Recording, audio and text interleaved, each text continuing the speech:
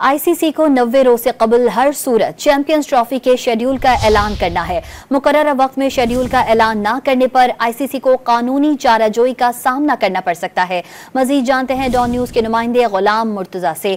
जी गुलाम मुर्तजा, मुकर्रर वक्त में अगर आईसीसी ने शेड्यूल का ऐलान नहीं किया तो कानूनी चाराजोई का सामना पड़ सकता है।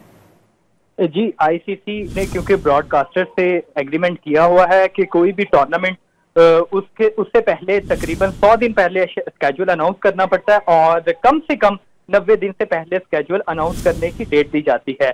तो इस वजह से पाकिस्तान क्रिकेट बोर्ड और पाकिस्तान हुकूमत पाकिस्तान की जानिब से ये कहा जा रहा है कि हाइब्रिड मॉडल किसी सूरत भी काबिल कबूल नहीं होगा और पाकिस्तान ने तमाम स्टेक होल्डर्स को अपने मौकफ से आगाह कर दिया है। पाकिस्तान के सख्त मौकफ के बाद इंटरनेशनल क्रिकेट काउंसिल में भी जो परेशानी है उसमें भी इजाफा हो चुका है। माली मामलात में नुकसान के अंदेशे की वजह से जो आईसीसी भी बहरान का शिकार हो सकता है, क्योंकि डेडलाइन बिल्कुल करीब है और 100 दिन गुजर चुके हैं और उसके बाद 90 रोज से कबल आईसीसी ने चैंपियन ट्रॉफी का या किसी भी टूर्नामेंट के स्केड्यूल का ऐलान करना होता है।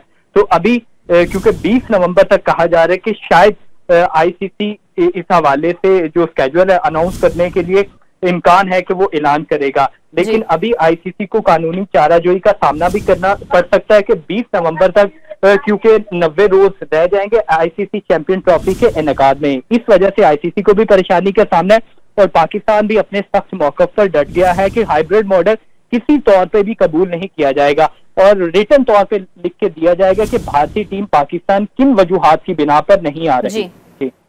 गुलाम मुर्तजा अपडेट करे थे, आपका बहुत शुक्रिया।